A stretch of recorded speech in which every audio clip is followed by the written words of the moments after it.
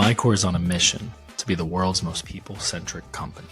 The purpose of this podcast is to get to the core of people. I'm your host, Nathan Bourne, and I invite you to join me as we deep dive into the personal and professional lives of our guests. We're going to learn who they are, why they exist, and what they do. We're going to hear their stories, the good, the bad, and the ugly. In other words, we're going to talk to some really cool people. Welcome to the MyCore podcast.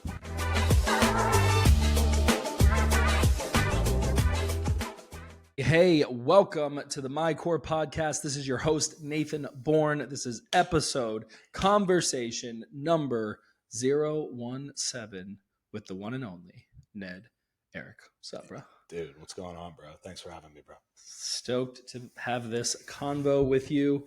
Tell your story, tell our story. It's a good thing. It's a God thing. Lots of cool life updates. So Yeah. we'll save that part for down the road a little bit. I'm excited to just kind of dive right into your story and some of the things that I think have connected us. So you and I both grew up rich and privileged. So yeah, how's your trust fund going? So my trust fund still has about 25 million in it, and I've spent about 100 million of it. Grew up in a palace.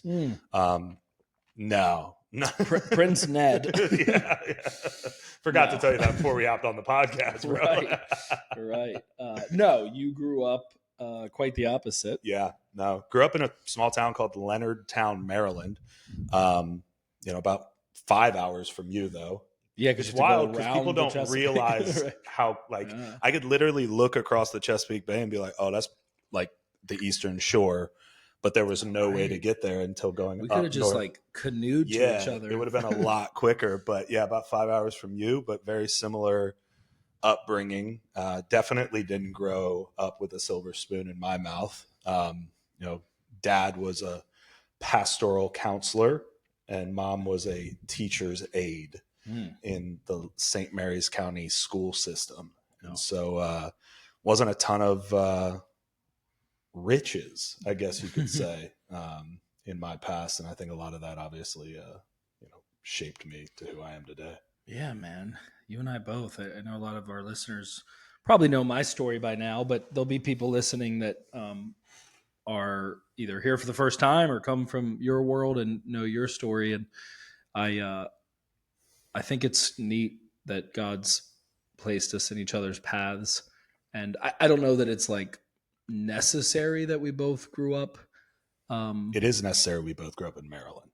I do require any partnership in my life outside of my marriage to be only people that know every color on the Maryland flag and can draw it from memory. That's awesome. Yeah, man. I agree. I think Maryland is the greatest state. It's the greatest state. You have the beach, you have mountains, you have hot, you have cold, you have farmland, you have city, bro. Name another state. And if anyone starts to name another state that's listening to this right now, you're wrong. You're just wrong. Exactly. Maryland's where it's at. And I had one guy once be like, New Jersey. I was like, shut up, dude. No, no, definitely not. Yeah, Maryland is where it's at. Crab cakes and football, but really lacrosse. Yeah, like that. I've always wondered about that. Like the crab cakes and football thing. I'm like, everyone grows up with a lacrosse stick in their hand. Yeah, our football teams have never been good. No. Like what, in 2000, the Ravens won the Super Bowl? Right. And I'm a Redskins fan. Same. Yeah, I still call them the Redskins because I'm racist. Yes. No. You are. Be very clear. This is called the Canceled Podcast. What happened to episode 18? It didn't happen. I do refuse to call them the Commanders because I feel like that sounds like a middle school football team. I actually liked the Washington football team. Oh, really? Better than the Commanders. Okay, better than, yes. I just like the Redskins, though. And I mean, if you're a true fan, you're a Redskins fan. HTTR, bro. Yeah, exactly. Hail to the Commanders. And we are not two guys that are going to go down the rabbit hole of talking about football. But I'm glad that we're both fans. I know zero stats. I just know that they're on the come up right now because of Jaden Daniels. Yeah. This is not a podcast about that shit. No, but we do have this common ground between not just like geographically where we grew up, but the conditions, the environment. I guess you'd call it poverty, right? Yeah, if you're looking at it, yeah, socioeconomically. And I think that instills a certain level of grit, perseverance, also like ingenuity, right? Like just figuring it out, like finding a way. I think of like an ant. You go under, over, around, through. Like you just find a way, and there's nothing that's going to stop you, right? Well, like, it's right? like it's one of those things, especially having gone the path that I've gone and interacting with the people that I've interacted with. When you have a lifeline of I can call dad and he'll send me $1,000, right? It's very easy for you to say like, hey, I'm going to do the bare minimum. Right. Or it's also really easy for those people to say, hey, I'm going to go start this new thing. And if it doesn't work, whatever. So there's just a safety net all the time. Yeah. And it might be family. It might be, just I've got a network of people that are also wealthy that I can tap into. But I think that's a big piece of like when you don't grow up with a safety net, like our parents didn't have safety nets. It was go to work, make your money, do your thing, so that, for me, it was one child, for you, it was 9, but like, it's like put food on the table for the family. For those individuals, it's like, hey, I don't necessarily have to try all that hard. And I've met some really hardworking people that grew up with money.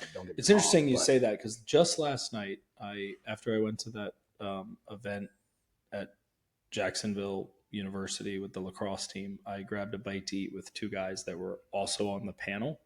And one of them had more of our story. And the other one, who I know from C12, he grew up very comfortably, very privileged, really. Mm-hmm.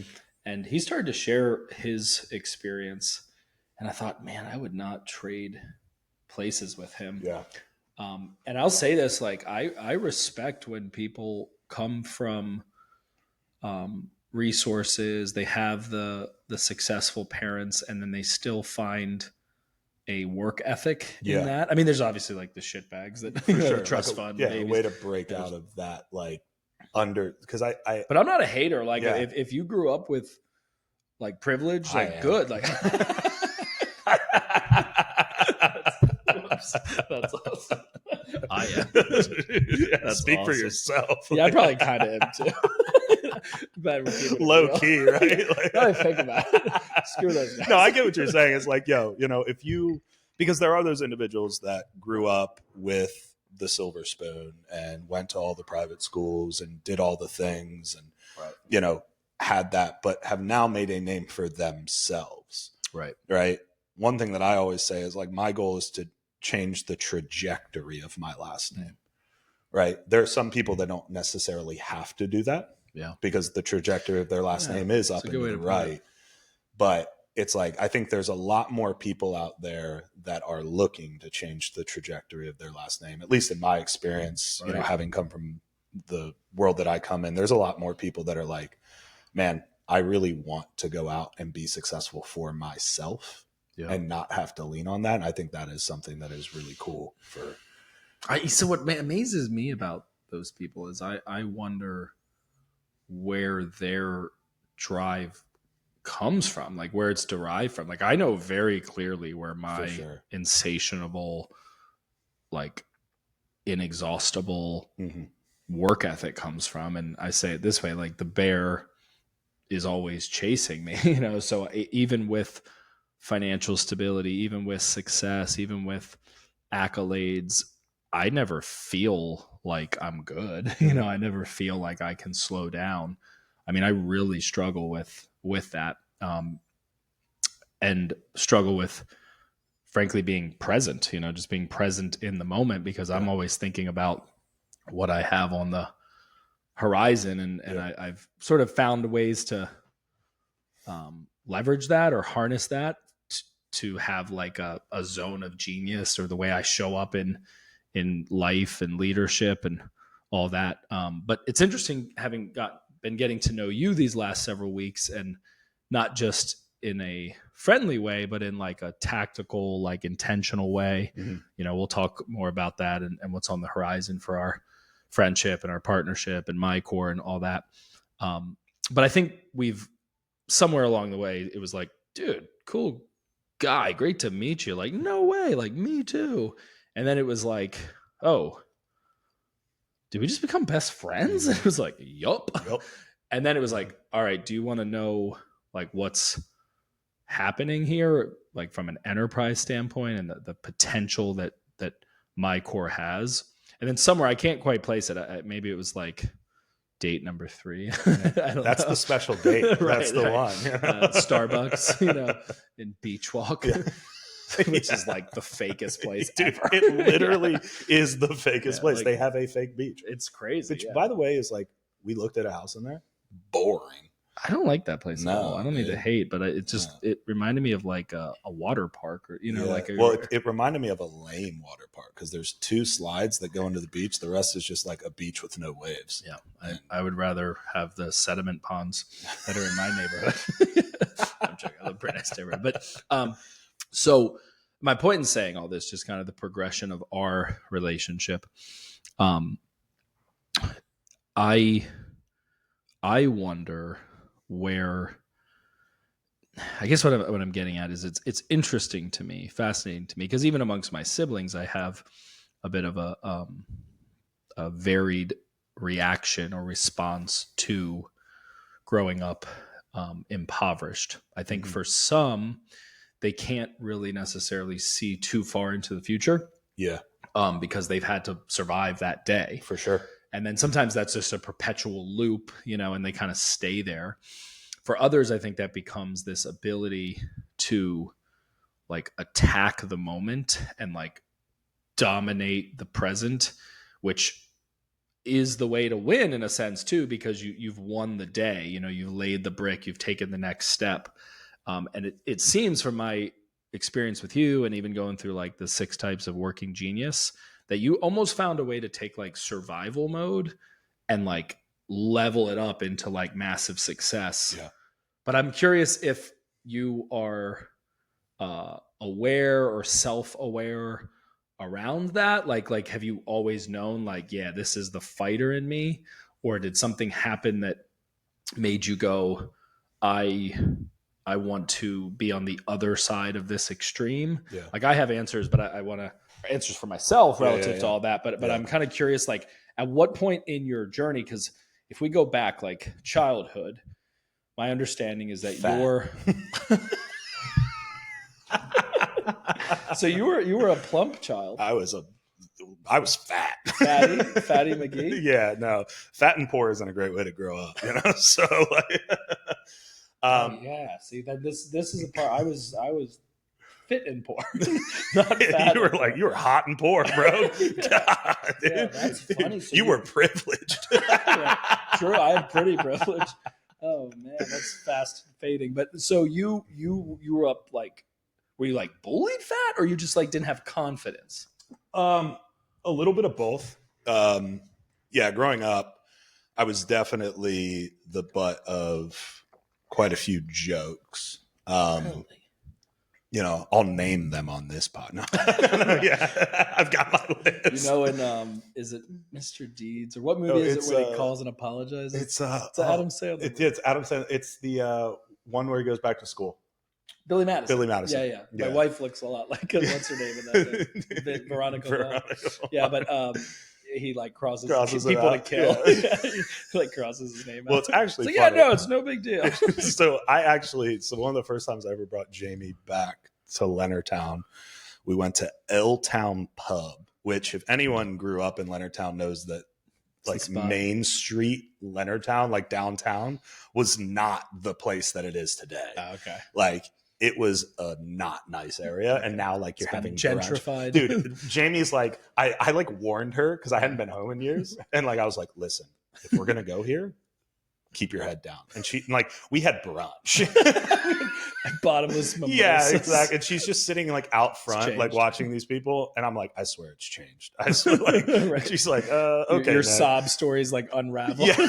Yeah. Yeah, exactly. Yeah. Right? Like, I really did grow up poor. I'm like, this was the trailer park. And it's like multi-million-dollar homes on the water now. Like, she's like, which one was yours? Like, You got to pull the public records. But that's funny. It's funny. We went to L Town Pub and I saw one of my childhood bullies who had since become fat and had a really ugly wife and still lived in Leonardtown. Sorry. That is, are you serious? Dead serious, bro. Man, And I just like the amount of just pleasure that gave me as a human, because he came up and like dapped me up like we were boys. Dude. And like he was like, "Oh, I see you doing big things," and I'm like, "I see you're big." And you're also doing big things, pointing to his wife. Oh my god, man. That is so bad. That is so bad. That's funny. So we're gonna have to NC-17 this podcast. I apologize for that. Dude, but so this happened. This really happened. I did not say those things. Well, I am for sure embellishing. Yeah, that part. Yeah, that part. Like I dapped him. I was like, "Great to see you, brother." Like, peace be with you. Yeah, like praise God. That's but awesome. yeah, no, he got fat. But you remember him making fun of you? Yeah, I was Fatty 1 of Fatty 1 and Fatty 2 on the school bus. Wow. And so growing up, you know, I was athletic enough and good enough at sports that I wasn't like just completely, you know, a blob. Yeah, so to speak. Right. And I helped Pee Wee, you know, the pigskin teams win football games and played baseball and was good at basketball and like, you know, did those things that allowed me to be what I called lunch table cool. Right. But I was never invited to. What is lunch? I didn't go to school till 7th grade. So what's lunch tables? Lunch table cool is where lunch table cool. Cool. Yeah. You're able to eat lunch with the guy that's for sure winning prom king, the starting quarterback, right? Cause you block for him. You're welcome for the all-state, you know, recognition. Right. So like in the four walls of the school, yeah, you're cool. They're cool with you. But outside of that, like Ned was never at the party. Ned was never, you know, he wasn't included in the things. Was it, now this is maybe a little bit later, but is it because there's not the resources, like those things don't go together, right? Like, hey, we're gonna go skiing or up in Poconos, and you're like, no, we're not going. Like, that costs money. No, because I can relate to some of that too. Yeah, no, it wasn't even that. Like, I would have found the resources to ski in the Poconos. You know? Okay, like, so it was more like like exclusion. It was very, I was no, very you're not excluded. Cool enough, whatever, for whatever reason. Interesting. I was very excluded as a kid, and I think to answer your question earlier is what made me who I am.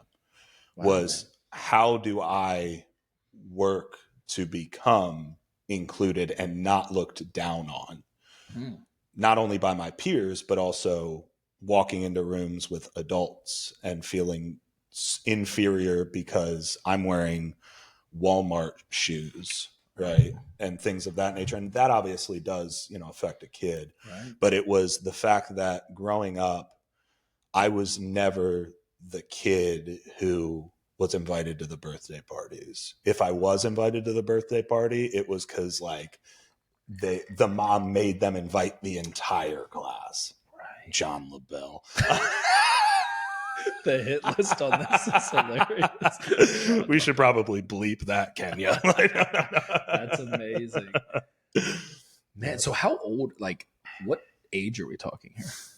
Like, by the time that I finally like realized, it was probably about like the 13th time I was like pummeled into the ground outside of our housing complex. Wow. Like actually beat up? Oh, no. Yeah. No, for sure. Like, dang. Because it was to the point of physical. And that's why I also like started playing football. So I probably was 8 or 9 when I realized like, okay, cool. Like I've got to start figuring this thing out called life. And my parents are awesome, right?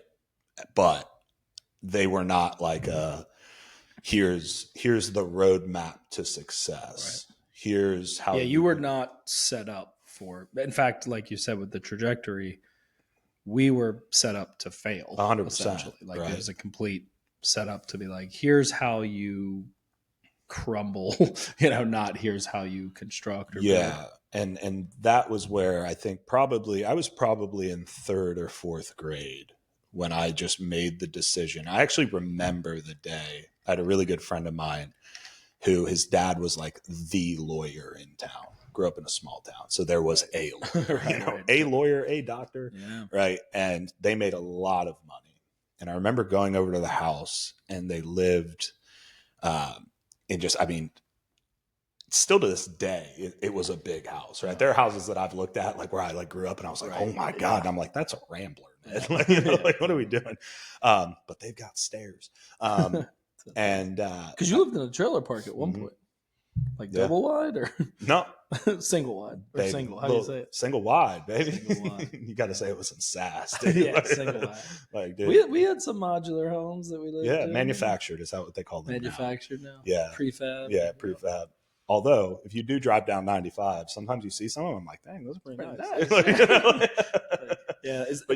like that was my life, right? And then we moved into a townhome, and that's where I thought I was like the cat's pajamas, ballin', right? Like, shoot, we've got that. But I remember going over to this kid's house, and just parents had Mercedes and a Range Rover, and they had a pool. And we spent literally like, I got dropped off at noon, and we spent until like 8 p.m. that night until my mom came and picked us up, like playing Nerf guns, running around his house. I remember they had a nanny, like all of these things that like, it wasn't like, went into the pool, swam. And you just triggered a whole memory for me, man. We lived on a street, and at the top of the street, which to this day, my sister is still friends, like best friends with the girl.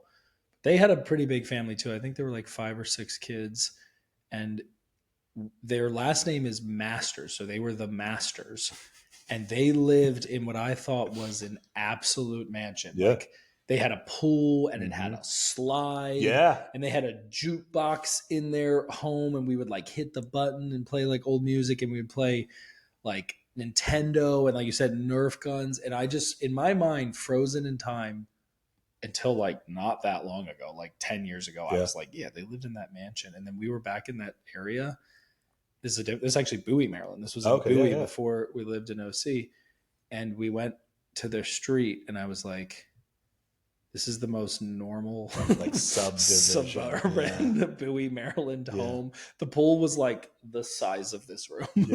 like this, like the most basic pool, and the slide was like your blue, that like like the Walmart slide, like it just it goes just like this, you put it track, and I was like, man, it really is all relative. So it's kind of what you're saying is that same thing where like the one lawyer in town, the one doctor, to you, they were like the upper echelon of wealth. Well, it's society. Interesting because like Jamie will tell you, it's funny because I'm still, when I see like our neighbor's house, or if I see a house being built, or we're watching a TV show and someone's, we're watching House Hunters, and they're like, we have a $8 million budget. I'm like, what does that person do? And that is my curiosity. And then my deeper curiosity of not only what does that person do, but what did they do to get there was the thing that I think put me in the position that I am now. Because even in sports, it was, hey, that guy went to the University of Maryland to play football on a full scholarship. What did he do? Right. What did he do on a daily basis to get there? Oh, that guy. So you were looking at the people that were ahead of you, either like in age, or they had maybe the thing that you wanted. And you started to put the pieces together to essentially become a student or become coachable of their trajectory. Like, hey, what do I need to be that person or to beat that person? And it really was to beat that person. Okay. Right? So this is where like a competitive Because you strike me as somebody that's very competitive. Yeah. Yeah. I do not like to lose. Yeah. I hate the question. Do you hate losing more or winning? I'm like, right. no, dude, equally hate. Like I Yeah. equally love winning as much as I hate losing. And like those interview questions are like, well, if they say they love winning, that means they're better for you. Like, Yeah, right. no, Yeah. that there is, I hate losing and I love winning so much that I literally will do everything in my power to win and be the best in the world at what I decide to do. Like in everything that I've done in my life, have I become the best in the world? Absolutely not. But you bet your bottom dollar But you've been pursued that in pursuit. I will pursue being the best in the world at whatever I do. And that So is you're just a dog on a bone. Like you see something, you're just like locked in. Yeah. And you can't, you're like lockjaw. And I go to find the people that are the best in the world and I go to be around them. I will pay money. I have gone into debt early in my career because I clicked the VIP package. Right. Because proximity. Right. Yeah. Like if I can be around them, if I can learn by osmosis, if I can hear a question that they asked that wouldn't have even crossed my mind, I can skip steps. Yeah. And that's been a lot of my journey from fat kid being made fun of to who I am today has been, how do I go get with that person? Right. And then how do I learn from them so I can exceed what they've done? Man, that's wild. Yeah, I'm excited to share with the listeners your successes, you know, the millions that you've earned, the exits that you've had. And then also that there's some gaps in there that are like the valleys to go with the peaks. So both, like, it wasn't all up and to the right. And then also the fact that even amongst those wins and those progressions, there's missing pieces, you know, parts that didn't like satisfy your soul. Yeah. So we'll get into that. That's a little bit of like a teaser for the rest of the story. But okay, so let's go back to childhood a little bit more, because what I find interesting about your story from our conversations, you know, up to this point, you know, not during a podcast, but just getting to know each other, is that here you are in Southern Maryland. You're in the St. Mary's County. Nice. Don't you dare. Don't call it Southern. You guys don't call it Southern Maryland? No, it's the county. That's funny. Because Southern Maryland is Calvert, Charles. Some people live in St. PG. Yeah, no, it's St. Mary's. So you say St. Mary's. Where are you from? St. Mary's County. Interesting. Because you got to say it with a little bit of twang. Yeah, right. It is. I'm telling you, Maryland is diverse, dude. For that little state, it is so different in all those different pockets. Yeah. I mean, Ocean City is like, and I didn't live there my entire life. Like, we moved there later, but I like went through like my formative years there. Like that's home, right? Yeah, like home, and my family's been there for about 25 years or something. So I had like this almost like little San Diego, like surf, skate, you know, music like scene that I was a part of that made us different. And then you add all the tourism, and then you also add like the Chesapeake Bay, and there's a lot there. But Southern Maryland, which is not Southern Maryland, apparently St. Mary's County, where you grew up, you grew up in the rougher part of it. But then it's my understanding that in high school you went to like St. Mary's Riken. That's what I was going to say. That's like a prestigious private school, prep school. So how did that happen? Would you get a scholarship? Parents win the lottery? Like how did you go from poverty to going to a prestigious school like that? Dad did. So grew up wanting. By the time I reached high school, Dad had done pretty well for himself. So Dad was a pastoral counselor. He ended up growing his agency. I don't know what you call it. His practice. Business, whatever. So a place where like we could afford. Now they didn't pay for me to go to St. Mary's Riken. Okay. I think even back then it was like $10,000 a year. Okay. But the cool part about 2007 was St. Mary's Riken started a football team. So up until that point, they didn't have a football team. And so And are you still like plump at this point? You still a big boy? I'm a little plump boy. Wow, but I'm a plump boy that's been lifting since he was 12. Right. Like, so you're like a big boy. Yeah. Like at like 10, boy. I started doing every day. I'd do 100 push-ups, 100 sit-ups. And then by the time like the gym let me work out by myself at 12, which I think is a year early. Right. That's when I started working out, and I would go in and throw weight around and figure out. What did you weigh at that point? Freshman year? Yeah. Probably 210. Dang. So you were a 210 freshman. Mm-hmm. And by the time you graduated high school, what did you weigh? 270. Dang. Yeah, and the 270 looked a lot better than the 210 did. Right. And then through high school, you're at this private school playing football. Mm-hmm.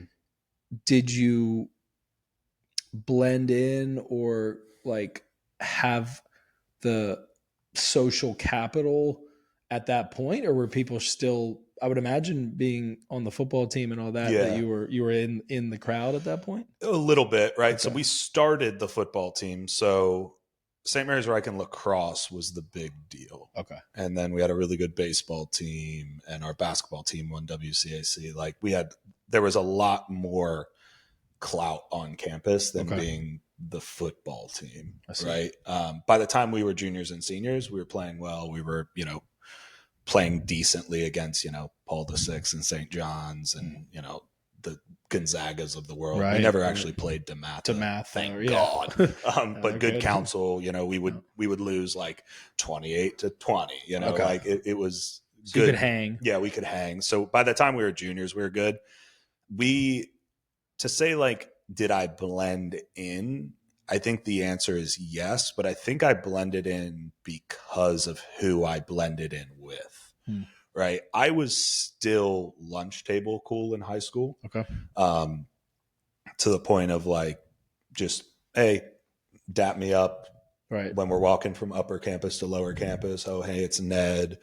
I would get some recognition from the opposite sex, and right. like a high school boy enjoys. But right.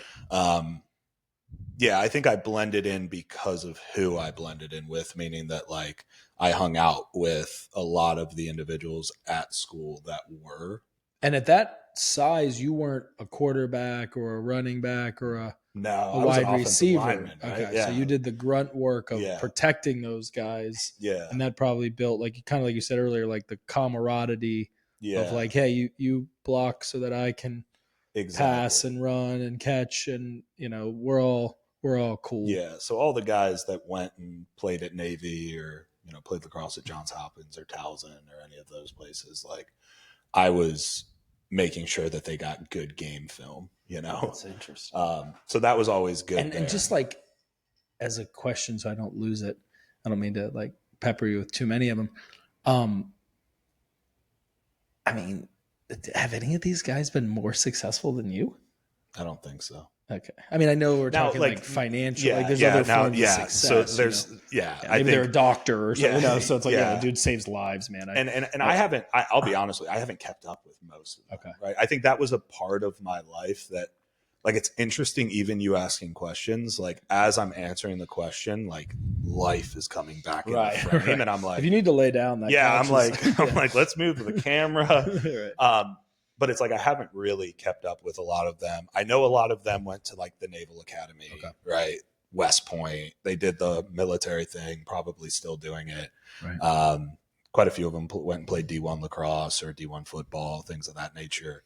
But it's interesting. A couple of years back, this is probably, this had to have been 2019, between 2019 and 2021 is before I started Beam. I had a guy who I would say he was an acquaintance in high school, right? Good enough friend, buddy, but also behind the scenes knew he talked shit, Okay. I know you're talking shit. It's like, dude, I know you.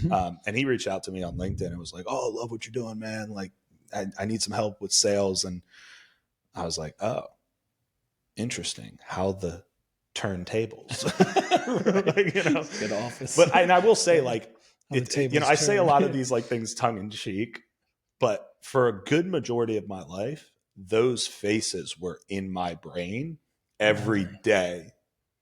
Right. And every time that I was like, I don't want to do this thing Man. that is hard. It was, well, this person all didn't give you the time of day. Wow. You need to show them. That girl didn't talk to you. You need to show her. Dang. Like, that was my childhood and adolescence was very much what drove me. And I'm 32. Right. Like, that wasn't so long ago. Right. It's not like I'm looking back at like 60 being like, oh man, like, no, like, and it was probably maybe 3 years ago that stopped being my driving factor. What stopped it? Who the hell knows? No, I do. That's really when I started to understand a little bit more of my personal journey. And it's also when I started to really bring God into the equation. And part of it was like forgiveness. And as much as these people probably have zero idea that they hurt me. Right. And they don't, and this is the thing that I think about now. I'm like, dude, the amount of people that have never said the name Ned. It's funny too, because your name's not common. Not common at all. Like, right. So it's like really easy. Your whole life not saying that. Like, but the amount of people that knew a Ned. Right. I know that guy. I know a Ned. Yeah. And I don't know a Ned. That would have been a good reference. But that have never used my name again in their entire lives. Right. Graduated high school in 2010. That's interesting. And in 15 years have not used my name again, and probably will never use it again until our 20th anniversary at high school. And when they use it, they'll probably go, huh? Yeah. I don't remember. And you are. Yeah. Exactly. But those people, those same people were the same people that I allowed to just drive every move. And there is a part of me that thanks them. Right. Because I am blessed, right? Because of the pain and the things that they probably unconsciously put me through. And quite honestly, it could have been like me just being like a loser. You know? Right. You deserved it. No, but that's really fascinating, because I think, I don't know. I mean, I've done a lot of therapy, a lot of soul searching, and I'm 36. So I'm, maybe a little bit further along the path of, those years, but not by much. Yeah. And interestingly, this is a bit of a divergence in our common ground, but still. Yeah, because you were cool. Well, but here I had. It's almost like, this is what came to mind as you were sharing that. It's almost like your drive was to prove them wrong. Yeah. And my drive was to prove them right. Yeah. Yeah, because you had all that like social capital. Yeah. You had that like athletic. Both are wildly unhealthy. Yeah. If you're listening, don't do this at all. If you're 12 and listening, if you're 12 and listening, you should have turned this off when I started talking about that guy and being his fat wife, which still drives me back. Yeah, I was just saying, it didn't all end, but I felt a pressure to be this wonder boy that was, just killing it at that age and putting it together. Because you've even said that people didn't even know you were poor. Oh, no clue. Right? No clue. I mean, not even to the point of like random people. My girlfriend didn't know I was poor. Like, that's how good I was at like, what's up? Yeah. You want to know how I know we're different? You had a girlfriend. That's funny. Yeah, man. I mean, we pulled it off somehow. And it was the athletics, it was the hair, it was like the whole shebang, but it was still wildly unhealthy, because I came out of that season of life going on to college, and like I was like, I have to succeed. Like, I'm not a loser. Like, I'm homecoming king. I'm president of National Honor Society. I went to an Ivy League school. I was Division I wrestler. Like that really became rooted in my identity. And as a Christian, I struggle to this day with having my identity in Christ and my purpose in Him and not in those things. Yeah. So it's just like, I'd say it's wildly unhealthy in both regards, but it's fascinating to consider I'm going to prove these people wrong, and mine, I'm going to prove these people right. When really we need to get to a place. I don't think we're going to be there. It's like, I don't need to prove anything. I don't have to prove anything. Yeah. You know, I'm loved. I'm Yeah. accepted. Yeah. And I think like that is where a lot of my change started to happen. I mean, it was after I met Jamie. For sure, my wife. I was going to say Jamie's your my wife. wife. Yeah. Because I think a big part of our relationship was this weird thing that like she loved me for me. And Yeah. I always was chasing external validation. Right. Everything that I did was, is this going to make me look cool, prove people wrong? Do people think I'm okay? Right. My ego drove my success. Right. And it was the first time in my life that I would sit across from someone and they just looked at me and I could feel that, oh, I don't have to be anyone else, right? I don't have to pretend anymore. Let me just throw my chips on the table and I'm going to scare you away. Yeah. And if you're still here at the end of this first coffee date, like, cool, we're going to hang out some more. And that girl stuck around and, you know, a couple years later. Now she's your wife. Yeah. So. Wow, man, there's a lot there. That's good. Yeah, like that's hard. You know, I mean, it's hard, I think, for a few reasons. One, we do have to like do the thing. You know, we gotta make money. We gotta progress. We gotta build. We gotta, you know, construct. But somehow, in the midst of all that, we have to find peace and belonging and.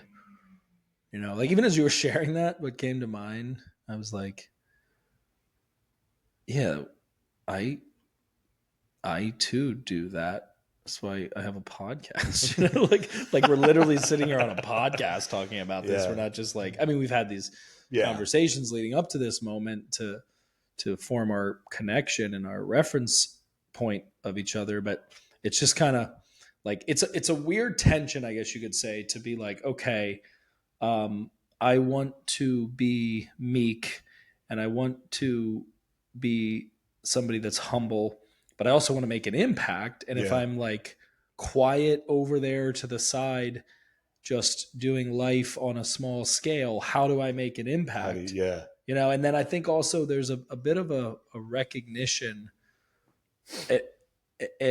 not recognition like, you know, trophies, but a recognition of like recognizing, acknowledging that, well, my life and those events and the series of events, they had to have been leading up to a purpose, you know, to a calling, to, and then also like a mindset and a skill set and a tool set, so that this asset called Ned or this asset called Nathan could like do something about it. I mean, I have this thing in my mind, I talk about it sometimes, where I'm like, I think it's easy to fit your nest and to just kind of like take care of you and yours. And on one hand, I appreciate it. And I'm like, man, that's really cool that person just like doesn't give a shit about the rest of the world or, you know, people beyond their circle. I'm not wired that way. Like I'm wired in a way that I think impacting the world matters. Well, I talk about like the income impact loop. Okay. I talk about this all the time. Talk to me. Is like, and we actually haven't talked about this, but like, I think, did I say talking about this? Talked about this. Okay. Yeah. And I think that it's interesting because there have been days in my life that I've gone home and I've seen friends who live in a nice home, decent cars, work a 9 to 5, go to the bar every Friday, haven't really had much struggle, stayed kind of in the same lane. Yeah. And there's this weird kind of like pull for me where I go, man, and I have said this out loud to Jamie a couple of times and she's kind of like snapped me out of it of like, man, you would hate your life. Right. But it's like, man, wouldn't that just be awesome to drive to Pax River Naval Air Station and be a government contractor and get every other Friday off. And just shut it off, leave it at the office, not be obsessed. They're not even allowed to bring their computers home. Oh, like it's not even like it's like some Fort it's Meade, like NHS. It's just like is that the S? I don't know. There's a lot of 3 letters in the DC area, but it's like. But when I think about it, my life has been. I think the coolest part of my career has been when people that I've led have gone and started their own thing, or have become VP level, have become C level, have done all of these things, because I truly believe the more impact you make, the more income you make. The more income you make, the more impact you can make. And because you're making more of that impact, you're able to draw more people to you that want to be enveloped in this ecosystem that you've created, which allows you to then earn more and serve more and be more.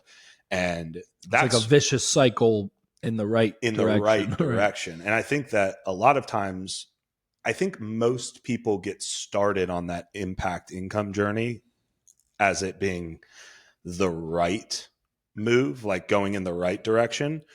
But I think if you're not anchored to a purpose, you're not anchored to a belief, maybe it is God, maybe the purpose is I want to go build 1,000 wells in Africa or whatever it may be.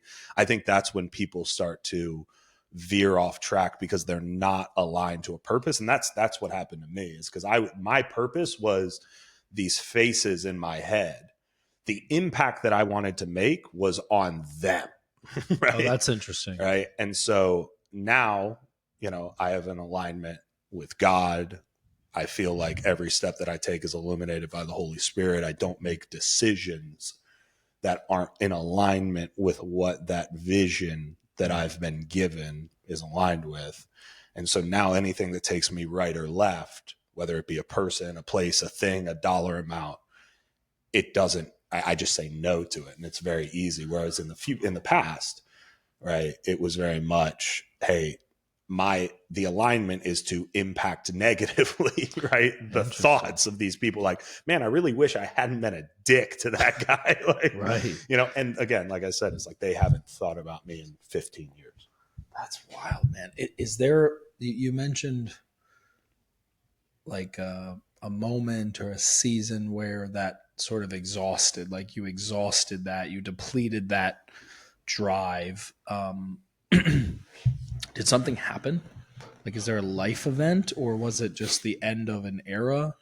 Like, when did you go like, wait a second, these people don't care, and this is not something that is sustainable? And I know it's not like just, I mean, it sounds like there are specific people, but it's the concept of anyone, There like, sure are specific people, but at the same time, whatever. Yeah, you're not like living off, I get that, you're not living off of 4 guys in high school that, but it's just that became like it became an avatar for me. Right. Like a concept, an avatar, almost like a method to, you go like, okay, I'm going to have to find the energy to do it, to break through, to take the risk, to like position myself in a way that is postured.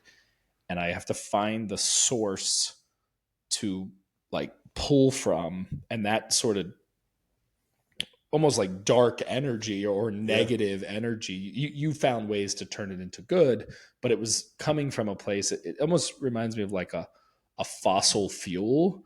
When you think of like coal, it's like black and it's like dark, and they had to go down into a cave to get it. That's very different than like solar powered sunshine. That's a renewable everyone source. Can see, and right. That isn't like destroying the planet. So you found a way. Did it come to a screeching halt? Did you hit a brick wall, or did it sort of just deplete over time? Like, how did you become aware that like this isn't healthy or sustainable? Yeah, I mean, outside of everyone in my life telling me that it wasn't healthy, right? Besides my therapist, my everyone, friends. just I think the biggest turning point in my life. So, initially was married in 2016, so became kind of cool in college, right? Okay. I lost a lot of weight. cool in college, became the president of Sigma Chi. Okay. You playing football in college? Okay. Not when I became president of Sigma Chi. Okay. Had offers out of high school. Okay. Did the whole dropout thing. Okay. My parents were like, if you don't go to college, you're going to prison. And I was like, if those are my only two choices, Right. I choose college. Right. So, ended up at Florida Southern College in Lakeland, Florida. Went, did a stint as an athlete. Realized I didn't love school all that much. Like I didn't like the classes. The school part. I just didn't like school. Yeah. Loved football. Yeah. Football was great, but there was this kind of thing that you had to have a GPA to play football and Right. whatever. That's awesome. So I dropped out. I did a stint. And when I say a stint, I mean like 3 days at UMBC. Awesome. And I was like, I am not doing this. So ended up actually really truly starting my undergraduate career in 2012. Okay. And started at Florida Southern College, became the pledge educator, then the president, was the president there, president of the Interfraternal Council, kind of actually stepped into like your high school career in college. Oh, right. And, met a girl. I'm the man. Yeah, exactly. Right. Parties, fraternity houses, social chair kind of. Exactly. And it like, that was where I kind of like, and a lot of that was still my dark energy. It was like, I'm going to go not allow these people to know where I come from. It was very much a blockade between Leonardtown, Maryland and Lakeland, Florida. Right. And there were a lot of people that if you asked a lot of my college friends where I'm from, what my life was like, who my family is, they wouldn't be able to tell you. So you kind of reinvented yourself. And on some levels, that's like impressive because, you have to do that from time to time. And I'm of the belief that you should. You can reinvent yourself. But it was coming from a place of maybe shame, or anger. I think both of those was a nice for sure. Combo. Yeah, it was just shame and anger. Well, because like it's my favorite. Out of high school, I did go and play football. Right. But when I say play football, I watched a lot of football from the sidelines. Right? Very clean uniform. But it was really but I had a helmet on, Right. So, and then went and did track. I say did because I wasn't a runner, Right. And so, and that it's interesting when football and track ended for me. I think Ned Arick, the kid from Leonardtown, Maryland, died. And maybe I think I killed him. Right. Because it was, okay, I'm nothing without these two things. I wasn't even much with those two things. So what do I need to do in order to go almost start over, reinvent myself, and just like not ever speak about those 18 years ever again in my life until I meet Nathan Bourne and he forces me to on the public domain. On a public domain. Man, this is crazy going through this with you because even as I don't mean to just keep me tooing you, but we have similar paths and like I didn't have a college career at all, like with wrestling. Like I went from being on top of the world and then I discovered entrepreneurship going into my freshman year of college. And I still wrestled for 3 years, but like all the love that I had for it and passion, like went dormant. And, there's reasons for that. We'll talk about that on our podcast soon. But I find that interesting as you're sharing that like you almost like repurposed or redistributed your energy into this new Ned, where it wasn't the athlete, it was the social Greek life, college scene. I literally took 18 years and said, how can I go take this and turn it into something that's going to be special, right? Like, because I remember this is a memory that stays pretty steady in my head. Is I remember being on the college campus, almost not going to like rush week because I was like, whatever. And then going, dude, if I'm going to do college, I'm going to do it right. And right to me was not living in a dorm, not doing this. Like, no, I'm going to go do this thing. And I was able to take a lot of like the things that I had learned, how to assimilate, how to be a chameleon, how to, even hide a little bit in some of the crowd and just be in the situation. Hide in plain sight. Yeah. To, honestly just, get a bid and go through pledgeship and, do what I did and, coming out. And so like all of that to say, I think that gives the listeners a good understanding of in 2016, I get married to my girlfriend from college. Okay.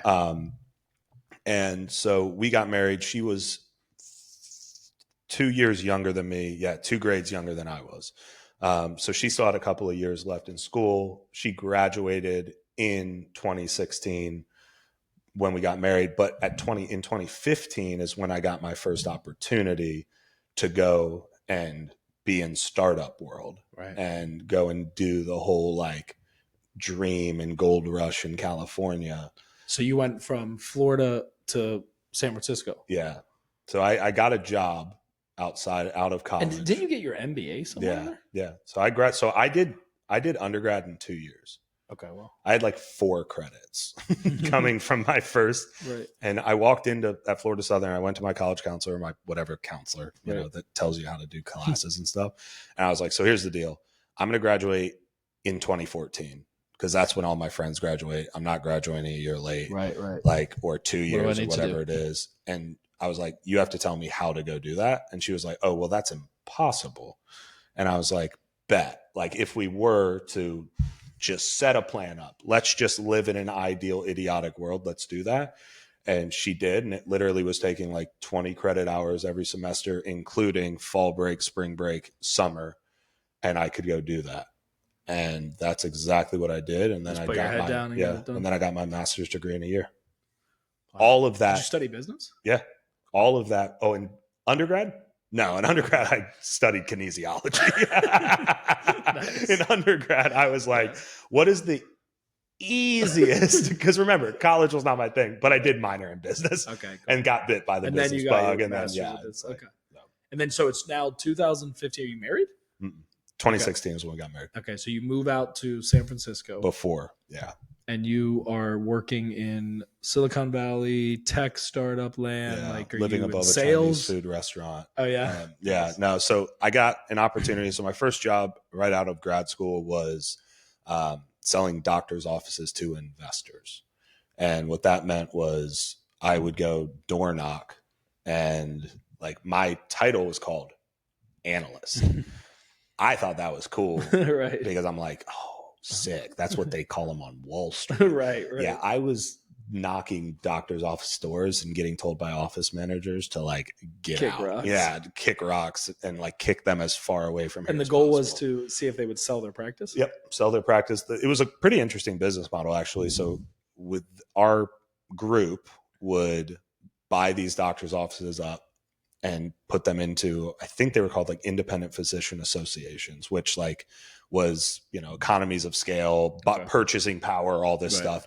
But what they did is they would go to the doctor and say, hey, give us your books over the last 5 years. And they would take like the average of that 5-year salary and they would add an additional like 10 or 20% on it. And they'd say, cool, now we're going to take all of the administrative burden away from you. Okay. All you have to focus on is seeing your patients. That's interesting. And so it was actually pretty cool, but I met an investor in that who then gave me my first opportunity. He had just invested in the company out in Silicon Valley. Okay. And we were actually building. So he saw your potential and your talent on the sales analyst side, but he was the one that was fitting the bill, so to speak, or had the capital. And he was like, here, over here, like I'm doing something else. Yeah. I think you'd be a good We had a fit conversation. I remember this today. It was a Starbucks off of 64 in Sarasota, I guess Bradenton. Okay. And he sat down and he said, how much do you make a year? That was like the first thing he said to me. And we had talked multiple times before, but sat down that day. I told him And he goes, cool. You want to make more than that? And I was like, yeah, I sure do. What was the number? 45. He's like, would you like to make 46? Yeah, I was like, be specific now. Yeah, so you're making 45 grand. 45 slaving grand, slaving it away. I think, like my first year made maybe 70,000 with commissions. And like this, it's not like this is 1974. Right, this is 2015, baby. Like this still sucks. Yeah. Like, inflation's been bad, but that's not. I was still bad. living in a 1-bedroom apartment, like in a not great part of town. But you're cutting your teeth in what was probably your first real experience in sales. Oh, for sure. Yeah. No, I mean, it was the best breeding ground for me for sure, because there was no, I can hide behind a phone. Right. It was, here's your territory. Here's your quota. The only way to hit that quota is to go and knock these doors. Because if you don't hit it, I just know that you haven't knocked enough doors. Right. And so it kind of it allowed me to direct my grit too, because that was definitely a time in my life that I'm glad that I had those people from my past to be like, I need to show this person. I need to show this person. In the hot summer of Sarasota, exactly. The greater and Sarasota by the way, area. wearing a suit. It wasn't like we were rolling around in what I wear on a daily basis now. It was, you had to look nice. Yeah, going to a doctor's office, right? And it's like, how's some 22-year-old kid going to be like, hey, man, I can run your doctor's office better than you. Like, looking like a schlub. So then you get kind of plucked from that, and now you're sent to San Francisco because he says, how would you like to make more than that? Yeah. And I said, deal. My base there was 55. So so it wasn't even because in San Francisco, that's not a lot, like at all.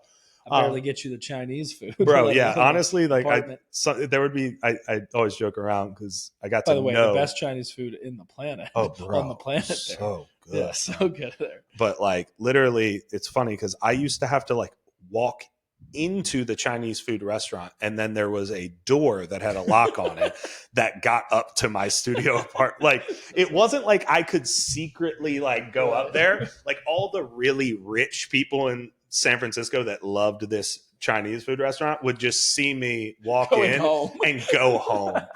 But I used to like sometimes like going, where's he going? And he never came back down. Yeah, dude, it was fun.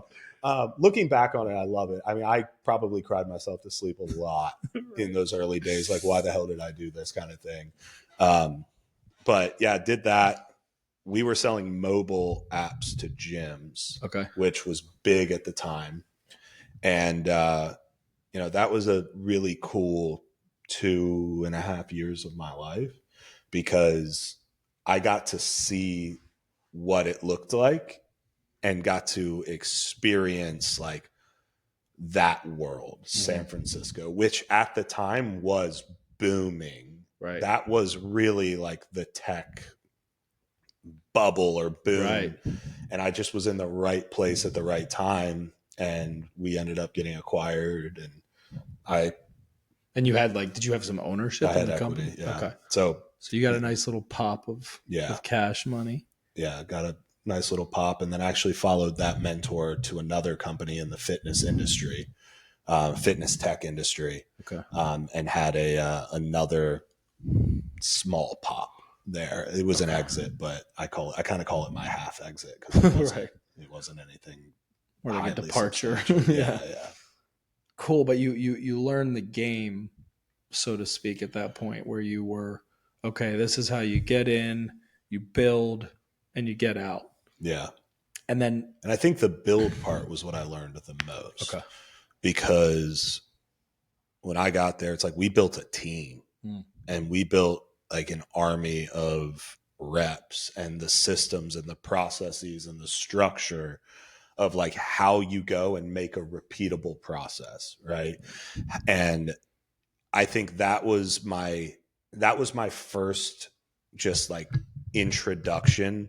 Number one, it was my first introduction to super wealth. Okay. Right. Because you go into Atherton in San Francisco, and I mean, that's where like the houses are, and like just being able to see like these, and I'd seen big houses at this point. Like I wasn't immune to it. My ex-wife's father sold his business to Humana for $1 billion.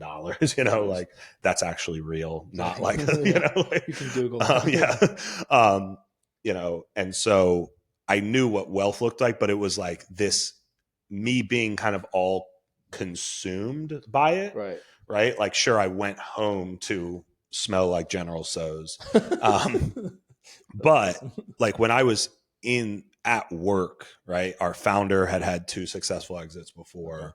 A lot of the like engineers that were on our team and coders came from Google or Facebook, and it was just this really interesting world of like, man, we're all going after the same North Star and we're all rowing in the same direction. And it was we had the kitchen stocked with Kind bars and kombucha and foosball. It was like if anyone's seen the show Silicon Valley, like that they did a pretty good job with that one. Yeah. And so I think like San Francisco for me was or just even that time in my life, was a really, really cool experience to go, I want more of this. And I want to go do that again. Okay. And that I think was like the big learning from that was, number one, now I have the playbook. Right. To go do and it's not theory. It's not something you read about, like you lived. It's like I lived it. And I lived the highs and I lived the lows. Right. And it was like, it gave me like, oh, dude, there's my next North Star is what we just did there. I have to go do it again over here. And is over here because Beam Solar was the first time that you were fully at the helm, right? Yeah. Like I know you always, the cream rises to the top. So you kind of always were in the upper leadership, upper management, but Beam was the first time you co-founded. Yeah. Yeah. No, that was the first time that I had like stepped out on my own with no life raft. And my career up until that point was first sales hire or first sales leader hire. Okay. So very much hey,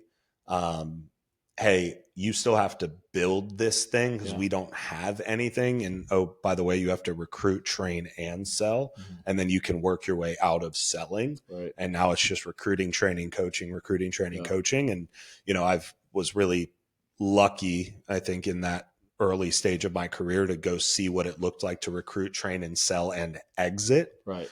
Right. But once I had that second exit, that's, I think, where a lot of things started, or me not necessarily being attached to a purpose or being attached to God now in how I look at it now, allowed me to kind of veer off. Okay. And so you were experiencing the success of the world, like all that the world has to offer, the trappings, but your like soul, if you will, your core was veering off. Yeah. We had everything that I ever wanted. I had a beautiful home, cars, toys, whatever we wanted, we bought. Freedom, wherever vacation. We wanted. Yeah. So, I mean, now vacations we didn't go on because I was a workaholic, but we could have gone on a lot of vacations. Right. I'll put it into perspective. 2016, we get married. I didn't go on a honeymoon. Wow. Because that was where we were starting to just grow and grow and grow. I didn't want to miss a week of it. Right. Which this is closed loop. No, this is at the first company in San Francisco. Oh, okay. Yeah. And so a lot of that kind of happened. And so I wasn't tethered at that point. We had that second exit, that half exit, I'll call it. Right. And I lost the relationship with that mentor. Okay. And he was really who I was tethered to. Right. Not only the money and the things and the stuff. Was that something you screwed up or he did or I think it was a mix. Okay. I think looking back on it, I was a 26-year-old, probably impulsive piece of shit. Impulsive piece of shit. But probably a little harsh, I think you were cocky. I was cocky. I thought I could go do something on my own, and he told me no, and I told him he's an idiot. And, literally haven't talked since. Oh, We don't even, like, I've even actually thought about reaching out a couple of times and just, it just hasn't, it's not worth it. But hopefully over time, though. Yeah. I think it will. And, I definitely want him to know, like, a big part of the reason I am where I am, not a big part, I mean, really the only reason I am where I am is his opportunity that he gave me and the time that he gave me and things of that nature. Yeah. I think it's important to, like, acknowledge that, I think a lot of strong personalities that are driven can forget that they're not self-made, that it takes not even mentorship. It takes a village. It also is a lot of favor, like, not luck per se. I mean, I like the definition of luck where it's preparation meeting opportunity, and there is an element of, like, did you prepare for it? But there's also the opportunity part that is 100%. You got to have some humility. Well, and that's like around with that. him, for me, he gave me that opportunity before I was even prepared for it, but he saw something in me. Life, all that hardship. And dude, he didn't know anything about that, right? No one knew anything about that, right? But I think the grit, there's only we've talked about this. It's like, there's probably some, like, emptiness behind my eyes, that he was just like, man, there's something in this kid. Like, I don't know what it is. Actually, there's nothing in him, and I love that.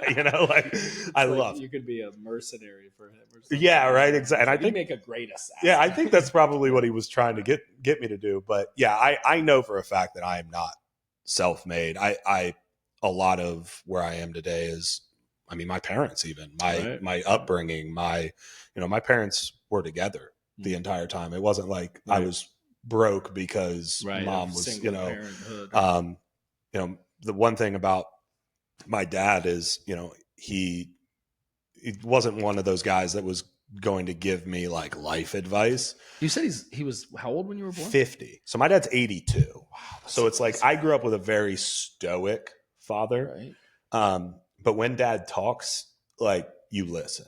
Like, and it's one of those where it's a little bit more of what he'll tell you is very much just, like, logical stuff you should know, but it's just good stuff to hear again, right? Like, oh, dang, I should probably, practical, pragmatic. Yeah. So I think that was a lot, but once I lost that mentor, I really kind of went off the deep end. Okay. And I got lost. And I got lost in terms of my family. I got lost in terms of what little faith I had, right? Like, even if you had asked me growing up and in those times that success was happening, if I would have said, hey, I'm a Christian. I believe in God. Didn't go to church, didn't pray, didn't read the Bible, but there was a God, right? But you'd put that on a census, or like, if you had to choose religion, you'd say, I'm Christian, but it wasn't an active part of your life. No, and so I lost what little faith I had there, and my wife at the time left me, and in that time, I just tried a bunch of stuff because I think there was a little bit of, can I really do this again? Was I just a flash in the pan? Right. A little bit of that. You're from Leonardtown, Maryland, dude. Right. Like, what comes out of Leonardtown? It's almost Maryland? Like imposter syndrome. Yeah. But the revealing of it, like, you probably had to battle with thoughts of, like, see, now they know, you're Dude, not really. It was a really lot capable of that, because I mean, I'm getting divorced. Right. I have a child on the way. Which now your daughter's 5? My daughter's 5 now. She was born in 2019. So cute, Oakland. Yeah. Problem is, she knows it because I let her know, because I'm a bitch. That's awesome. But that was a huge piece of it as well. Is I lost friends in that divorce. I didn't just lose my wife. Right. I didn't just lose my daughter. I lost friends who had been friends since 2012. Friends that college friends, right? Yeah. Because that's where we met. And, like, our wedding was just like, it was like 250 people, like her sorority sisters, my fraternity brothers, you know, chapter advisors, mentors. Like I lost all of that. And so here I am at an exit that goes wrong because I lose a mentor in the process. And now I'm alone. Alone. And by the way, I don't know who the hell I am. Right? I haven't taken the time to exercise these demons that I've literally shut off since 2012. And you go 20 years where those are the demons that are driving you. You shut those off. Then you have these like, these are the people that I'm going to try to prove wrong. I proved them wrong. And oh, by the way, no, they were right. I am a piece of shit. Wow. And heavy. I think that loss. So, you know, it came crashing down. It reared its head. And it crashed down quickly.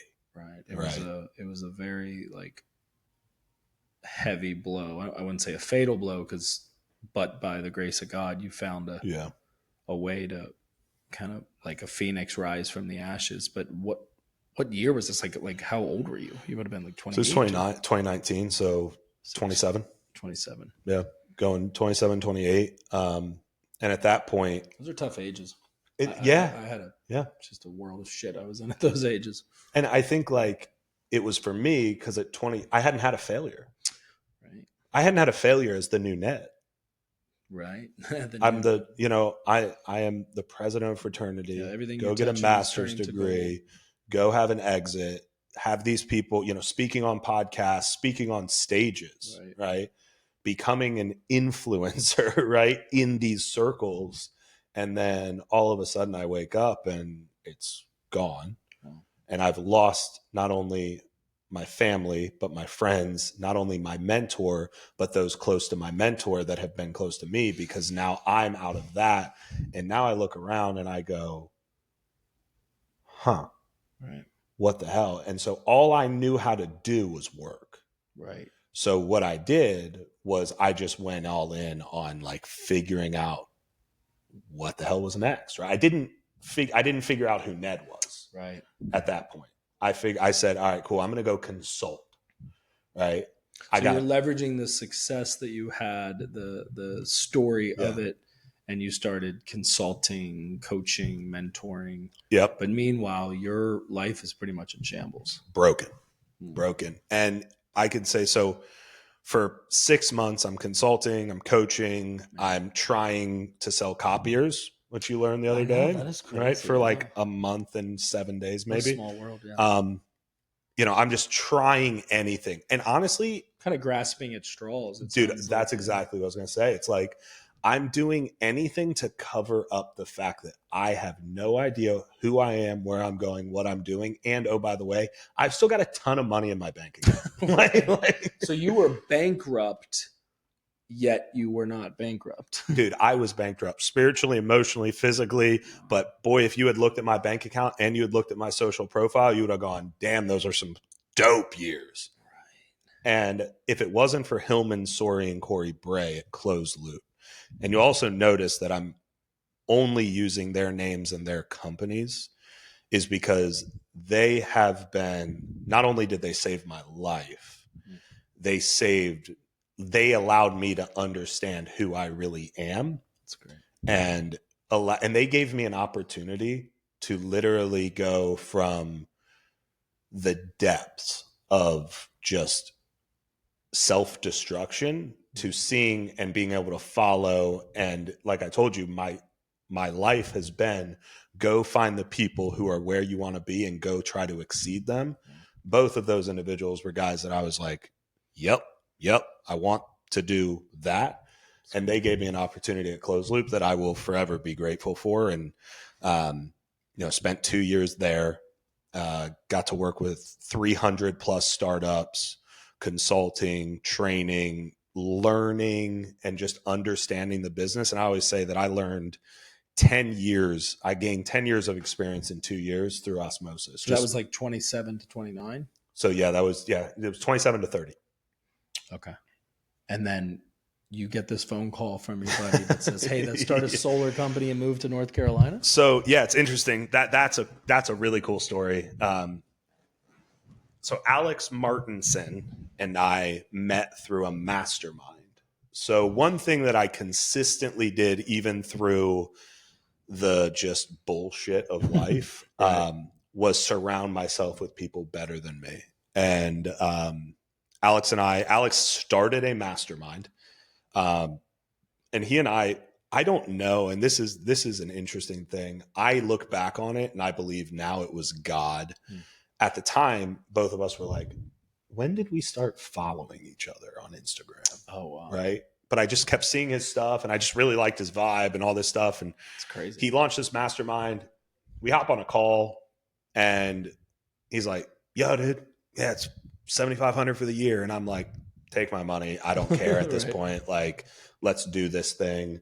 And it was just a weekly call with a bunch of other 20 something dudes all going after the same thing. And it was literally like maybe 20 of us. Wow. So it was like this really cool, just like I wasn't in like a stadium listening to Tony Robbins. Right. It was that. It's And then more he had intimate. a course and all this stuff. And still like one of the best masterminds I've ever been a part of. Cool. The return on that investment obviously was Right. very good. So he and I created a friendship. And I remember one day I initiated the conversation of, hey, I don't know if I still want to be doing this closed loop thing anymore. Mm-hmm. And had talked to Ilman and Corey about it and all that. And, he goes, hey man, like, let me tell you kind of what I do for a living. For kind of, I knew he sold solar. I knew he was doing all that stuff.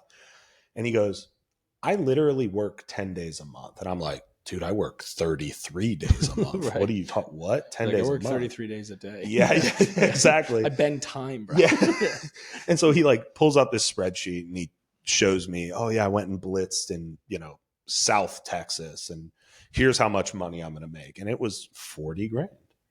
And I'm like, okay. And again, at this point in my life, For the month, right? Because you're yeah, 40 grand for the month, not Remember for the those year. numbers we were talking earlier were 45 for to the year. 55. And at this point in my life, I made a lot of money at Close Loop. Like a lot of money. Corey and Hillman were very kind, and I also made them a lot of money. So Right. they're very It's a welcome as win-win. well. Yeah. So I was not hurting for money. Like 40 grand a month didn't blow me out of the water by any stretch of the imagination. But 40 grand in 10 days was like the freedom that would come with it. Because he also has 5 kids. That was a big thing that drew me to him was you're a family man, 5 kids. You have a faith that I feel like is strong. Yeah. You're charismatic, right? There was just like, okay, let me go find this guy now. Like he almost became like that next. You clearly have a type. Yeah. 5 kids. Let's go. But I think, so we do all that. I go to him and he shows me that spreadsheet and he goes, I'm thinking about starting a Vivint dealer. Maybe you should come along for the journey. That was the initial conversation. Okay. I went, I don't want to be an individual contributor. I don't care if it's 40 grand or not. I'm looking at my paychecks that are coming in, my checks, all of this. And I'm like, I have no desire to go knock doors. Right. So a couple months go by, we're still doing the thing. And I get a call from Alex and he goes, hey dude, I'm going to start my own business. This is what we're going to do. We're going to bundle solar with a home improvement project. And I'm like, cool. What the fuck does that mean? Like, what are we building birdhouses with them? Like, dude, I'm like a home improvement project. What? Awesome. You're like, I've never touched a hammer. Yeah, dude. And dude, that literally said that. We both said that. And so then we kept talking about it. Went up to Greensboro. By the end of the weekend that I was up there with him, I actually went up because I was up there for. And at this point, you're not married, but you're with Jamie. Yeah, at this point, yeah. Okay. Yeah, at this point, I'd met Jamie. Not too long. Okay. Right. In that point. Yeah, Jamie. So you're dating and you're exploring moving to North Carolina. Yeah. Having like you've falling in love, and now you're like, hey, we might pull up shop and What is that phrase? I don't see. Jamie would know that song. Right. So Whatever. That one. Stop, drop, Yeah, when I'm roll? out of time. Yeah, something like that. You were going to stop, drop, and roll to North Carolina. We were. Okay. But yeah, no. So like Jamie and I had met maybe 6 to 8 months earlier than that. So the initial conversation had happened like early on in my relationship with Jamie. Okay. And then this call was probably 6 to 8 months later. So we're pretty serious. Right. Yeah. Probably haven't gone a day without seeing each other at this point. Right. And I was going up to something for Closed Loop and ended up, it was in Charlotte, Greensboro's a little bit north, went up, talked to him, sat in the co-working space and said, by the end of it, I got home, I sat Jamie down and I said, I'm going to move to North Carolina. You're for sure invited. Right. But Jamie also has a son that lives here. And I was like, here's why, here's what, here's who, right? And she had known Alex at that point in time. And her answer was literally, yeah. And I was like, and because I'm expecting to sell her. Yeah, right. Right? She's ride or die. And she was just like, yeah, we'll figure it out. And I was like, well, okay. And literally less than a month later, we're in my U-Haul towing her car on our way up to North Carolina. You go up to North Carolina, you co-found Beam Solar. Mm-hmm. You guys take all the experience that you had, that you were masterminding on, but maybe not directly applying it to anything. Now you're like full send. And in 18 months, 2 years, you grow it to over $10 million. Yeah. 8 figures in 18 months is kind of how we say it. Okay. 8 figures in 18 months, and you get acquired. We get acquired. Yeah. And then how long were you at Addix, which you were the chief revenue officer? August 2023. My earnout ended December 31, 2024. Wow. And I'm sure there's like all kinds of cool stories that we'll get into. Yeah.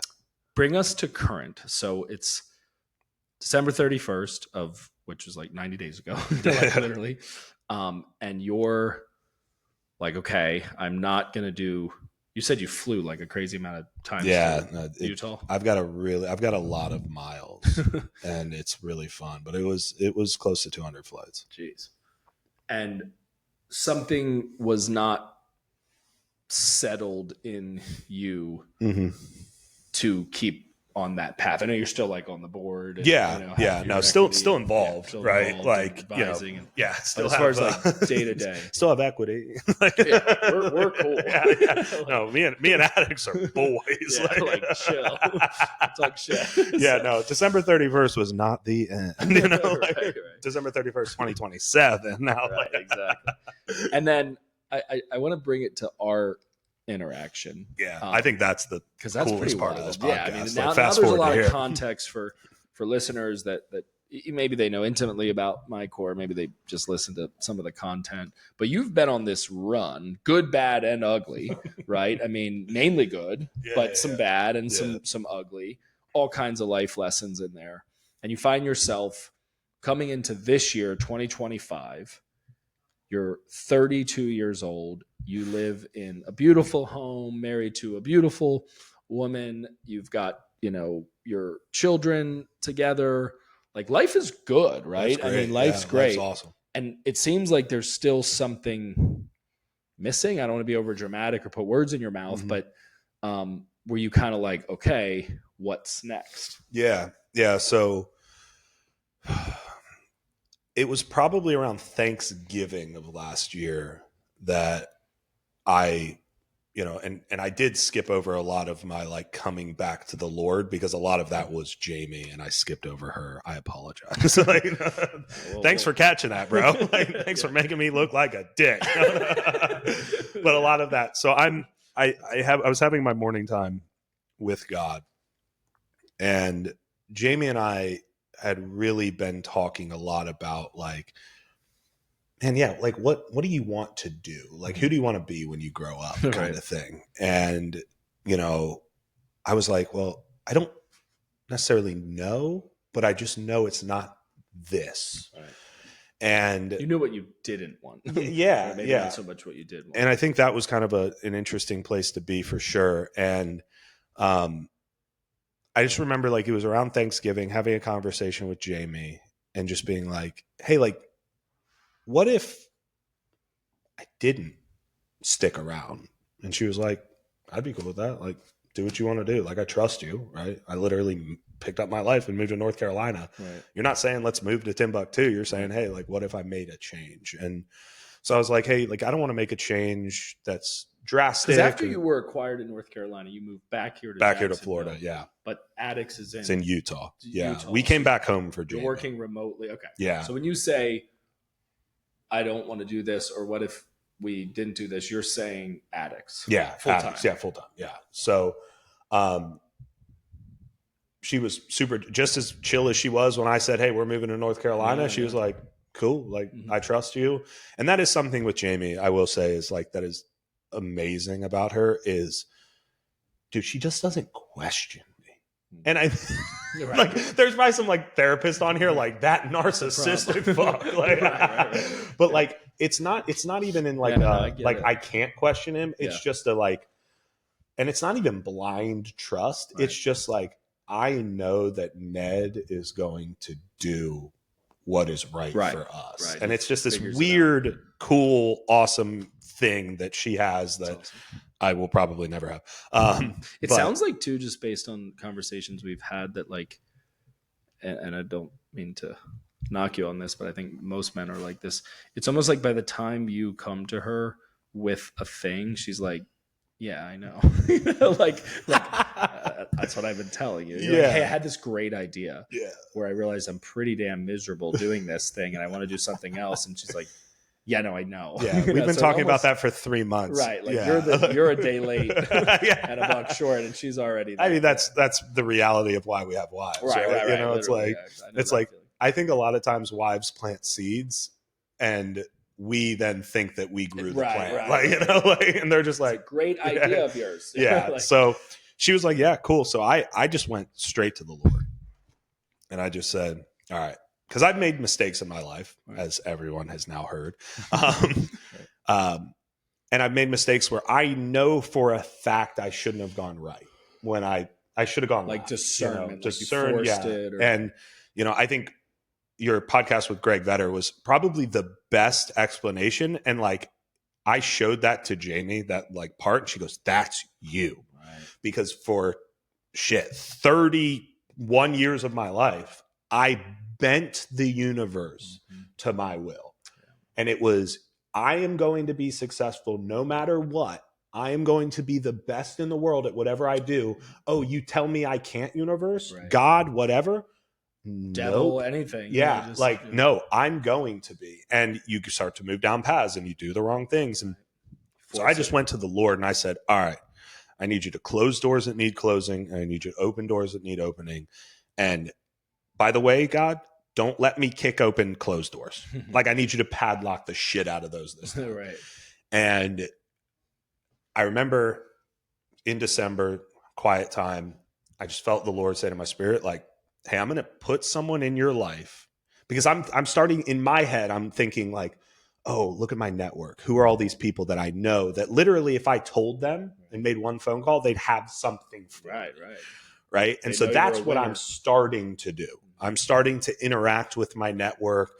Guys that are like, hey, we should start this. Guys that are like, hey, come join this, do this. Like, I had opportunities abundantly. Right. And none of them just felt like right. I just always, there was like this pit in my stomach of like, this isn't the right move. And typically I push that very far down and make the move and go do the action. But I just heard the Lord say to me, like, I'm going to put someone in your life that is not in your life right now. And you are going to know immediately you should do business with them. And I went, okay. And it's interesting because that same day I had 3 or 4 people that were in my life that I knew of and knew from things that came to me with opportunities. And I'm sitting there going, well, God, they're not really in my life. Right. I know them adjacently and just like, the line? But again, feeling like that's not right. And I mean, I stayed pretty, firm on that word until one day, one of your videos, I'm just scrolling on LinkedIn, pops up in my feed. And I'm like, just kind of stopped. You were in this room. And I was just like, oh, let me watch it. I don't know who the fuck this guy is. Like, I got nothing else to do. Let me watch what he's talking about. And I don't even remember the video, but it caught me to the point where I went, I should connect with this guy, because I do that because vanity metrics. Like, you know, look at my 10,000 connections. You know, like, what's up, dude? Like, and I then see you're in Jacksonville. I'm like, oh, cool. And by the way, connected with you, you connected with me, and I didn't message you for a while, right? And things didn't like, I didn't see your stuff all the time. And then I just like one day was like, oh, I should hit that guy up, message you. You message me back. I sit here. We become best friends. Right. And what has transpired over the last 4, 5, 6 weeks has been nothing other than, oh shit, this is what God was talking about. This was who God was talking about. This is the journey that God wants me on. And it has been just a really cool, interesting journey to be like what it feels like to be in the will of God. Because my whole life, it's been, everything has been felt like it's pushing against me, and I've had to push harder against that. And I'm lucky that I've been strong, and I'm lucky with how I grew up, and I'm lucky with the trauma that I've had in my life, that it allowed me to push harder than the bullshit pushed on me or anything pushed on me. But it then led me into this like abyss, right? Because I wasn't focused on anything outside of getting this thing done. And now it's wild how I wake up every morning and I'm like, I have nothing to push. Like, I'm actually like being pulled. Wow. I'm actually being directed. I'm actually being illuminated. I'm actually being able to be a light to other people, because I'm not so focused on winning this battle with the people and the concepts and the avatars of my past, or not having to push into a false narrative that was 2012 to 2021 that was still pushing against those people, but not allowing the people to know the real me. And it's just all come full circle of like, man, outside looking in, Ned's successful. Inside looking out, Ned was broken. And now I believe that I'm going into a next season and a next journey of inside out, Ned is great. Outside in, Ned is great. The only one that Ned really cares about, though, is inside out. Dude. Wow. It's awesome, man. That's humbling. But I also love money. Right. And what money can do, right? Yeah. And how we can advance good and impact and that loop you talked about, that vicious cycle. It's exciting, man. I mean, I sent you an email, which is weird that I emailed you.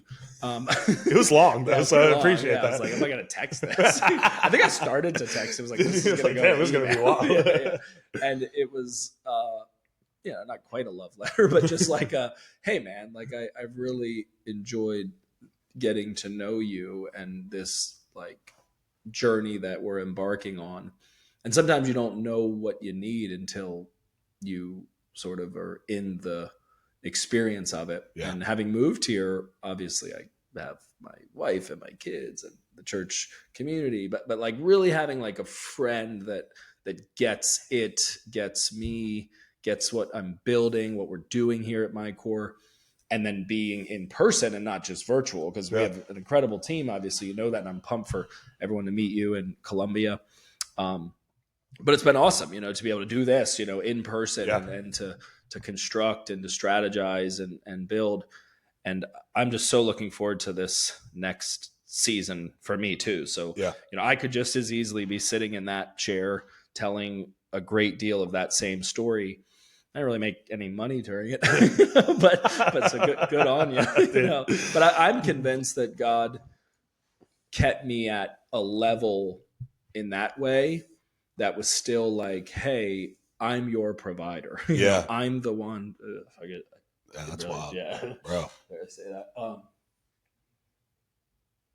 Yeah. So I'm thankful for not pushing too hard in that vein, because God's a gentleman. He'll allow you to do your thing. He doesn't impose himself upon us, right? I mean, he pursues us. He'll leave the 99 to go after the one, but he doesn't force himself on us. We have to choose it. So there's a push-pull kind of sweet spot of allowing these things to happen while showing up and working your ass off in the process as well. But yeah, man, I'm pumped, dude. I mean, we're in a moment right now where in Colombia at our event, we will be announcing you stepping in as the president at MyCore, the president with MyCore.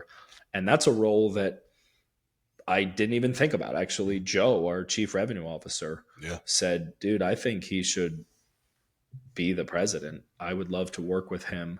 I think he could bring the day-to-day like drive that he has to lay a brick and lay a brick and lay a brick, and then free you up to go tell the story, tell the MyCore story, tell our story, tell your story. And I went, ooh. I just ordered him business cards that did not say that. And I left them on the table. Clearly, they didn't take. So they don't say the right thing, Nathan. I said they don't say the right thing. Right. Burn them, toss them. And then I'm super excited to not just be operating the company with you and the rest of the executive team, but for us to take this thing to a whole nother level and do it in a modern way through media. So we are launching another podcast. Yeah, that's are. Just like what dudes in their 30s do. We're dudes in our 30s. Like, how do you stay relevant? Yeah, like, what do you even do with your life? like just hanging with your kids? In your 30s, you're not old enough to be wise, but you're not young enough to be cool. So what do you do? Like, pontificate about your decent success. Just wax poetic. And I'm pumped because our two solutions, our two flagship products and brands are Profit Share and Market Share. And I'm normally the branding guy, but this was all you, man. I got to give it to you. You said, hey, got an idea. We start a podcast called Prestige Worldwide. Worldwide. No, could be you. Wait for it. The Chairmen. That's good stuff, man. That is a good dope, bro. It's dope. idea. So, and I'm typically, as you know, I'm an idiot when it comes to that shit, dude. Like, it might have been your it's almost like in the Social Network where it's like drop the just Facebook. It's like your big drop. So I'm super excited about that and co-hosting that podcast. I know we're going to be talking about life, business, leadership, what it takes to be like a chairman of your life, like a chairman of your organization. And I'm pumped to just get into topics that I don't think people talk about in a real, raw, candid way. Yeah. And I'm just stoked. Yesterday, again, kind of back to discernment and the Holy Spirit, we were sitting talking, you were sharing some things, some of the things you shared today. And I went, before we launch the Chairman podcast, I'd really like to do an episode on the MyCore podcast where I can sort of have your story shared, because I know in the next stage we'll sort of be like eye to eye on it. You know what I mean? Co-hosting. And today I wanted to really just feature you and spotlight you and get into your story. I think for our team to hear it, that's going to be awesome for your network and the people that are probably wondering what your next move is. What are you going to do next? They're probably going to be super jelly. Sorry about it. What's up? It's also going to be really interesting because a lot of the people in my network know 2012 Ned to 20 now Ned. Like, oh, you found Jesus. Yeah. Oh, good. Ned? Yeah. Oh, yeah. Isn't that convenient? Oh, you sold a company and made millions. Yeah. And now you're like, oh, I feel so bad for you. I'll pray. Dude, for I you. will say that is a very difficult thing. Sure. When you're I mean, going of course. through, like, because you're like, Totally. I've lost Yep. myself. And they're like, and people are like, oh, have you? Oh, is your electric still on? Like, Right. Well, nothing fails like success, man. Yeah, It's a difficult thing. So yeah, no, I'm pumped, man. This is going to be an amazing journey. I'm humbled and like, okay, like cool. Now I have to level up even more yeah. to have the capacity and the stewardship and to help you assimilate into the organization. And I think you've done that wonderfully over the last several weeks. And I know the team is amped. And I think there's just a dynamic that's forming between us where you're no nonsense. You're, tenacious in the way that you want to see things through. And I'll throw out an idea, and then you and Chat GPT have like a 7-page document plan for it. I'm like, oh yeah, no, I was just dreaming about it. I was just imagining the colors. So it's going to be awesome, man. I'm super pumped. And also, I get to be good cop and you're bad cop. So yeah. I think that's probably your most favorite part. So excited. Yeah. I will trade all amounts of money to be liked. Like, are you kidding me? I sure won't. Like, Yeah, I know. Dude, hate me while I wipe my ass with 20s. Like, cry in your floor. Oh no! Oh my god! These $100 bills are really scratchy on my eyes. Funny, man. Yeah. So we get to be ourselves. We get to lead with who we are. We get to give God the glory. Yeah. We get to help people. It's very exciting. So man, I know that's still just like scratching the surface of the depth of your story. I appreciate you sharing the journey, because I know there's a lot of pain in all of that. And as you were sharing, I was like, yo, Tom Beyond, like me too, dude. Like I feel you. So I know we'll bake into, we're not just going to life lesson. And this is how you get out there, do your ice plunge, you make those calls. The chairman, I think, is really going to be about, what it means to lead at that level. Like what happened? Who is the chairman of the board? Yeah. Who is the chairman of the organization? Because that person, male, female, that human is a high caliber human. Yeah. And I think it's really going to be about us aspiring to be chairman, not us saying we have it figured out. I mean, how could we? Well, I think too, just on that chairman piece, it's like you talk about being the chairman of your life. One of the big things you talked about there. And I think there is a lot of people, we kind of made the joke that this is going to be the business podcast for people that are sick of business podcasts. Right. It's like, I just don't want to hear the same bullshit spouted from, people's mouths that haven't done it in 20 years. And even if they are doing it, it's the same stuff that the other podcast is saying. Right. And I think like the problem is like work is only one part of your life. Right. And I think that's something I've learned over the years. And I think we all know it. But what I'm really looking forward to with this podcast is getting into how your physical walk, your spiritual walk, your relational walk all affect that financial and business side, and allow you to step into actually becoming the chairman of your life and your family, and understanding that all of it affects, it's an ecosystem. It's not silos. Right. And I think once we get that out into the world and people start to understand, like, man, like I can really truly live a life that I'm meant to live. Right. I think that's where I'm really excited about the podcast. It's going to be great. And there's an irony in all of it. Last night when I was on this panel for the lacrosse team,